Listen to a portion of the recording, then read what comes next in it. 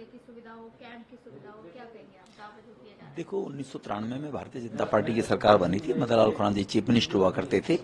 तब ये सभी ओल्ड एज पेंशन, अमरनाथ यात्रियों को 5,000 रुपए का उनको अंशदान, ये सब भारतीय जनता पार्टी के शासन के टाइम में रिचुअली सब प्रारंभ की हुई योजनाएं हैं।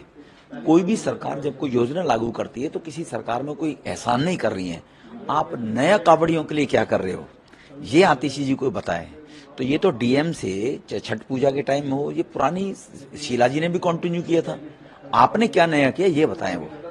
नेम प्लेट वाले आदेश पर भी सुप्रीम कोर्ट ने रोक लगा दी, उस पर हमला बोल वही लोगों ने देख लिया जो नतीजे आए, और फिर भी इस तरीके की चीजें जो बीजेपी की तरफ से की जाती हैं, क्या? दलित विरोधी हमेशा कांग्रेस रही है, ये पार्टियां रही हैं, डिस्क्रिमिनेशन की राजनीति करती रही हैं। अगर हम दलित विरोधी होते तो मकान इक्वलिटी के आधार पर पूरे देश में 12 करोड़ दिए गए हैं, शौचालय इक्वलिटी के आधार पर पूरे देश में सबके बनाए गए हैं, और वही गरीब लोग थे गांव में, देहात में, तहसील में रहते थे, वो दलित ही थे जिनके घरों में शौचालय बनाने का काम किया है।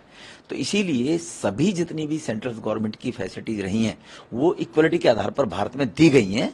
ये संविधान खतरे में बताकर केवल उसका लाभ चुनाव में लोगों को मिसगाइड करने में सफल हो गए हैं, आगे इनको कुछ मिलने वाला है नहीं। पर सर, नेम प्लेट वाले मुद्दे को लेकर इस पर क्या कहेंगे? देखो मेरी समझ से ये बात नहीं आ रही है, जो लोग अपना नाम छुपाकर कुछ करना चाहते हैं, अपनी आइडेंटिटी छुपाकर कुछ करना, इसका मतलब कुछ गलती कर रहे हैं ना, गलती करने की मनसा है। वरना दुनिया में कहता है गर्व के साथ में मैं इस कम्युनिटी से बिलोंग करता हूँ, इस धर्म से बिलोंग करता हूँ, इस पिता का बेटा हूँ। जो अपने पिता का नाम छुपाने की कोशिश करेगा तो कहीं ना कहीं उसको डाउट है ना पिता के ऊपर। तो इसीलिए अगर, और ये तो 2011 में कानून आया था कि किसी ने भी कोई भी डिस्प्ले करने के बाद ही चीज में, खाने पीने की चीजों को बेचेगा, कोई गलत ना करे।